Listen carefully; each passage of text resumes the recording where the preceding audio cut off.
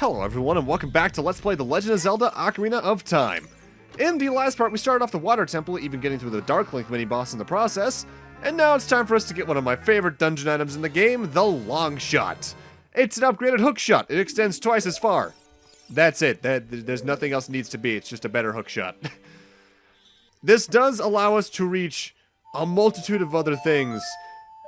And there's a number of items in the game, such as certain Skulltulas that you needed to hookshot onto or jump from other places to get, that you can now just get outright from the ground with the extra length the Longshot provides. For instance, if I'm recalling correctly at least, the particular gold Skulltula in the forest temple, rather, that you needed to hookshot up to a chest to get to, you can now just get that one outright.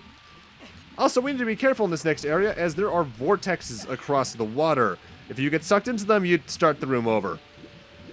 Though there is something also important about this room. Near the middle hump on the map, if you look at the place we entered as a snake's head, there is another gold Skulltula. Also, as with the last part, any pauses where I'm just equipping the iron boots or taking them off, I am doing a glow transition in its place just to save on some time, as otherwise we'd be here for needlessly long.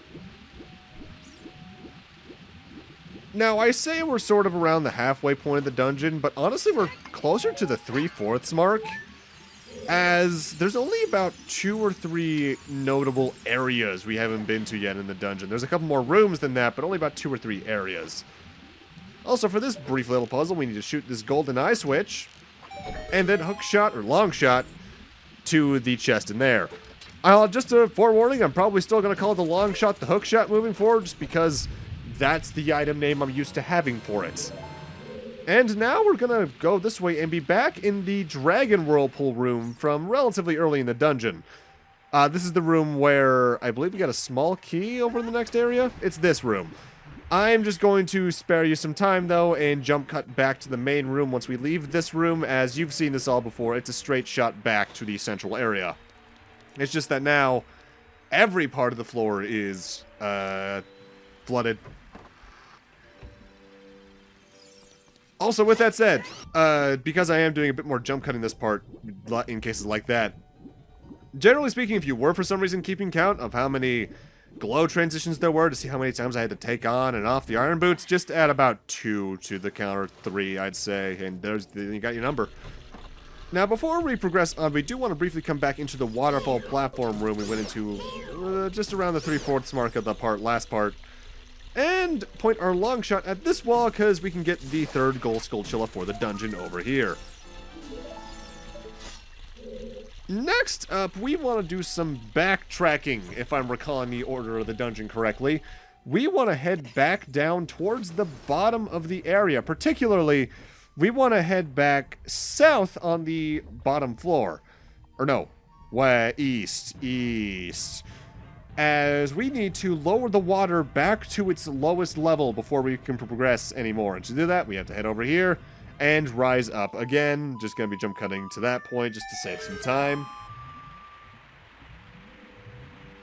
Because in order to get to the only real part of the dungeon we haven't accessed yet out of like 2, well 1 of 2 now that I think about it, yeah. We need the water to be at the medium level. And unfortunately, there's no real short way to go from the highest level water to the medium level water. Barring placing Farore's Wind in this area ahead of time. No, actually, no, not even then, because you can't play the Ocarina underwater. You always have to go high, low, medium. Yeah, that sucks. The only shortcut you can make in getting the water levels up and down is by placing Farore's Wind up at the top near the highest level Triforce Sigil. Which is annoying, but oh well. Game's over 20 years old, it's not worth... I know, it's still worth complaining about its flaws, but it's already been dug into the ground by everyone else, so it's not really worth my efforts. Also, here in the central pillar room, high up in the air, you can get yourself the next gold Skulltula.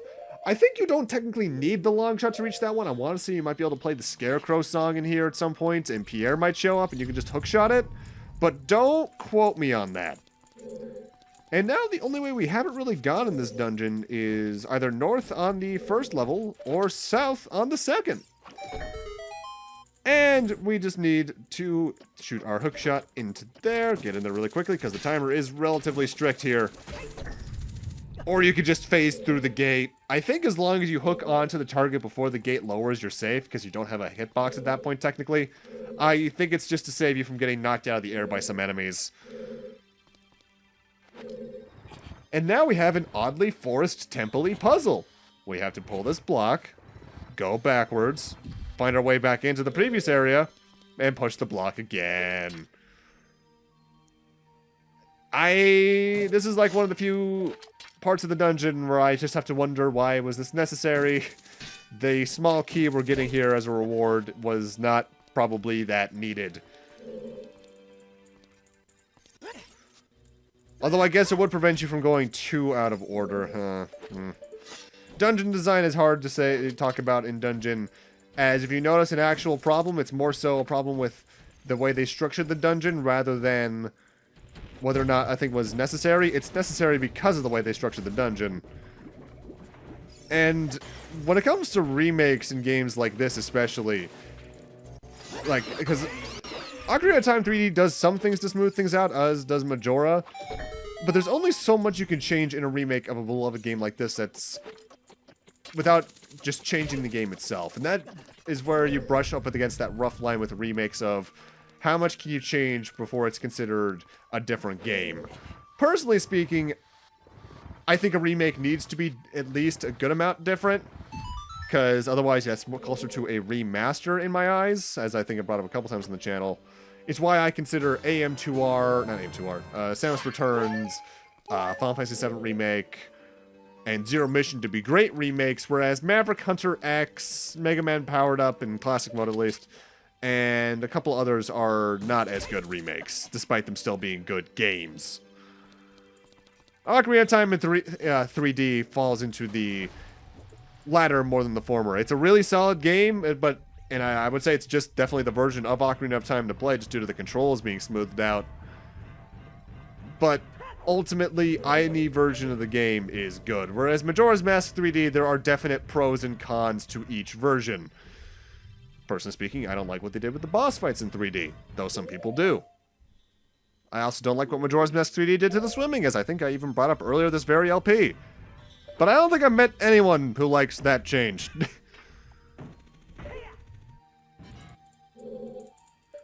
Now, for this next set of rooms, this is just for one particular item. You may notice we're still missing at this point for an adult Link temple. We're still missing the boss key. So we need to go through this entire chain of rooms just to get that. And also, you can just ignore these Tektites, but I'm just going to take them all out so they don't cause any problems later. Tektites are surprisingly hard to hit while they're jumping, and I'm not exactly sure if it's because their hitbox moves up and down faster than their model, or if it's because I'm not leading my shots properly, which is very potentially what it is. Also, totally not just reused rocks from the Fire Temple in Death Mountain in general, now that I think about it. Playing this dungeon as a kid, I always remember breathing a sigh of relief when I did get here, though, as well. I've never found this dungeon as bad as some people do say. As I mentioned last part, there were still moments where I had similar issues to everyone else. I always knew that once I got to this point in the dungeon that I was past all the bullshit, so I didn't really have to worry nearly as much anymore. Also, the Longshot can kill those things, and it feels good. Because by this point in the dungeon, you're relatively through any of the actual hassle. Technically speaking, you do have to raise the level one more time with the water, but if you placed 4 hours wind beforehand like I did and have for years, you don't have to worry about that anymore. And I have distinct memories of particularly looking at the Prima Games, I believe it was, strategy guide for this game. I mentioned a couple times at this point for this dungeon. As I recall, especially in the times where I may have missed a key, just scouring endlessly, making a mental checklist through my head of, okay, I did that, okay, I did that, okay, I did that, oh shit, I didn't do that, damn it! Only without saying that, because I was 7. So I probably went more like, dang it! Or, ah! Or various prepubescent, high-pitched boy noises. Which, now that I think about it, similar things happened in the first Kingdom Hearts, just without the strategy guide. I like that series. I don't like Kingdom Hearts 1 that much. I was one of the weirdos who started with and had the strategy guide for Kingdom Hearts 2. So I was able to figure out that game no problem. Kingdom Hearts 1 to this day I still have trouble navigating because I just... The worlds they tried to build, like platformer, and it's one of the biggest cases of make sure to know what genre you want to focus more on when making sub-mechanics. As the platforming mechanics in Kingdom Hearts 1 don't work well. And honestly, platforming mechanics in Kingdom Hearts didn't work well again until arguably 3. Like, Dream Drop Distance had the flow motion, which was cool and all, but it was super broken.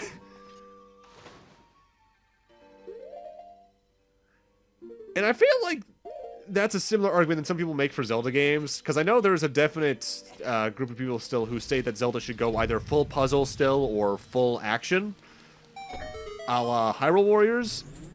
And I think there's definitely a space for spin-offs in that regard, but I think what makes Zelda special is that it has a very unique blend of the action, adventure, and puzzle elements.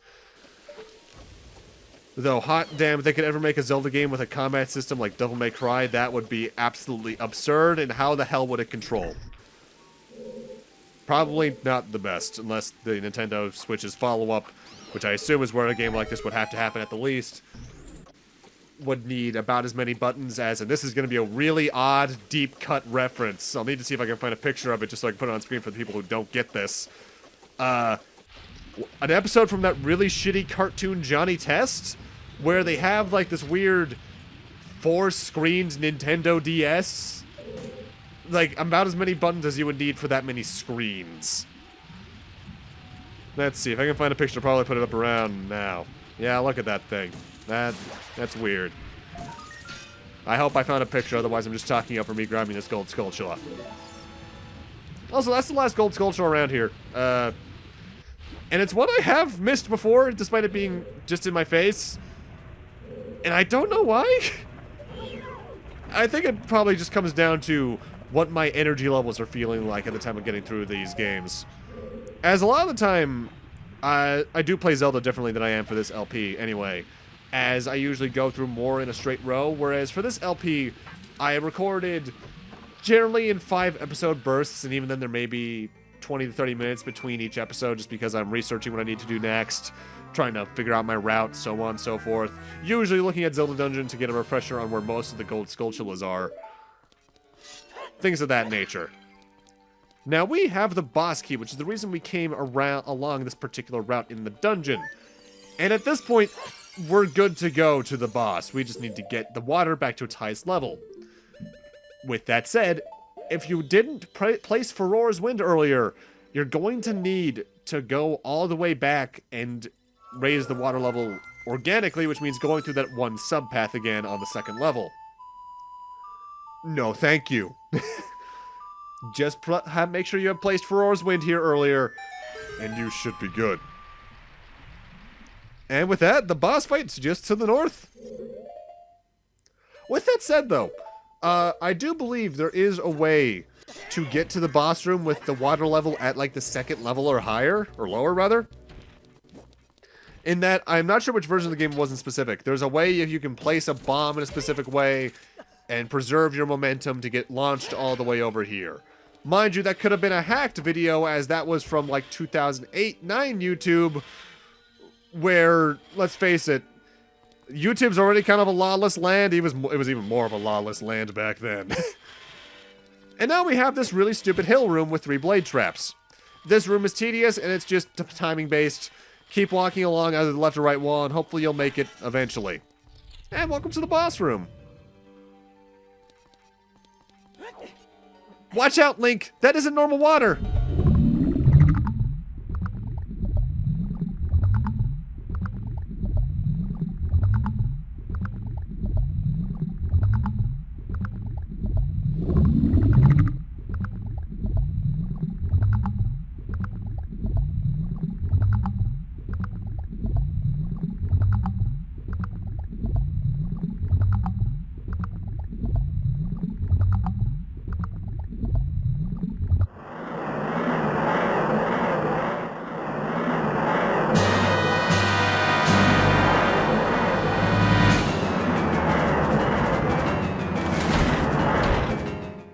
boss of this dungeon is Morpha, and Morpha itself isn't the tentacle, it's the weird red orb in the center of the tentacle. For most of Morpha's attacks, it's going to swirl around in a circle to generate the tentacle, and then try to lunge at you to either just damage you outright, or grab you and swing you around. And if it does that, not only do I believe you take damage from the swinging, but it'll try to generally throw you into the spikes around the arena. I think there's also some sort of projectile attack it could do with the water, but I honestly forget. This boss fight isn't that hard. It's a case of relatively complicated dungeon, but easy boss fight. What you want to do for most of this fight, long shot at it until you pull it out, and then swing your sword at it.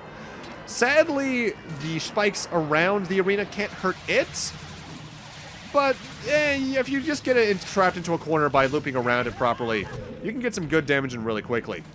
Also, I'd like to note, supposedly the reason that Sonic Adventure, trust me, there's a reason I'm saying this, was perfect chaos, was because the Dreamcast could do water like no other console could at the time. So why does Morpha look better than it ever could on any future ports? Perfect Chaos didn't look nearly as good as this in any incarnation until Sonic Generations. It's not like the Dreamcast couldn't do this kind of stuff, because I think some of the other games that are like third party on the system did. Like Code Veronica looked great. Just why did Sonic Adventure look like that? Otherwise though, this boss isn't much to note. It's more of a waiting game than anything, since you're waiting for Morpha to attack a lot of the time. You'll take it down with enough time. Also, I said that totally forgetting if that was the final hit or not. That is something I've never been too sure about in Zelda games that I think about.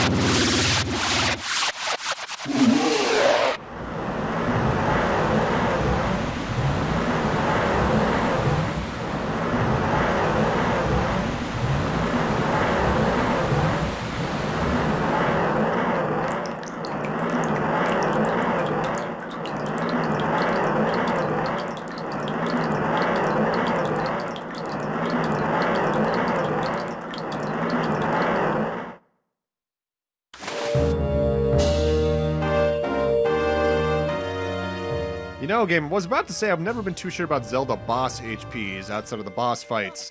But then you just had to let me kill the boss like that? I mean, come on, that's just comedic timing. Ah, my luck sometimes, I swear.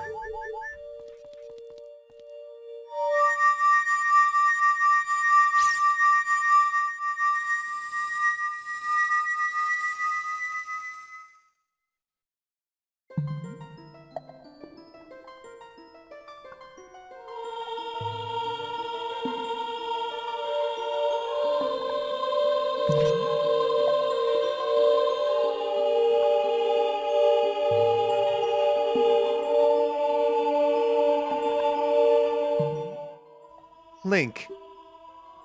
I would have expected no less from the man I chose to be my husband. Zora's domain and its people will eventually return to their original state. As a reward, I grant my eternal love to you.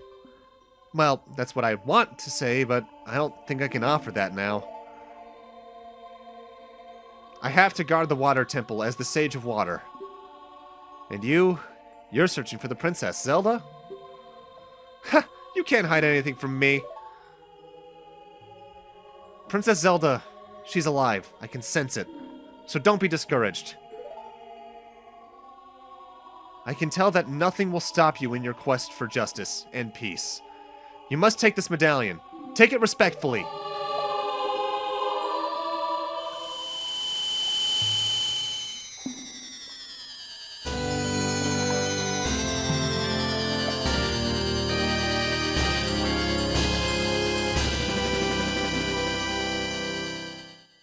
You received the Water Medallion. Rudo awakens as a sage and adds her power to yours. If you see Sheik, please give him my thanks, okay?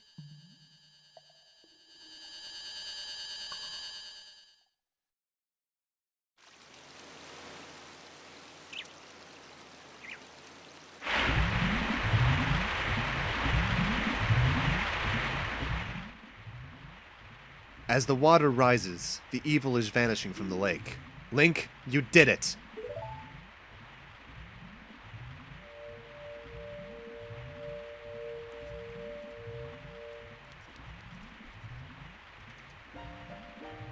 Did Ruto want to thank me? I see. We have to return peace to Hyrule for her sake, too, don't we? Look at that, Link. Together, you and Princess Ruto destroyed the evil monster. Once again, the lake is filled with pure water. All is as it was here.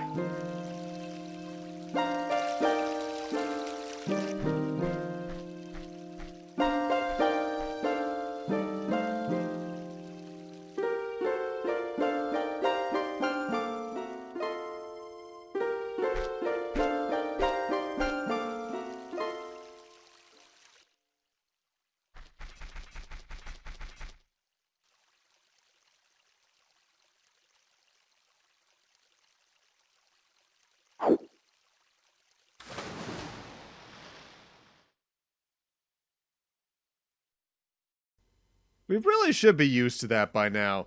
But with that, I'm going to need to end this off here. Thank you guys for watching, and in part 26, we're going to be doing a few things around Hyrule, generally speaking, now that we have the Longshot, before starting the process towards heading to the next temple. See you guys then.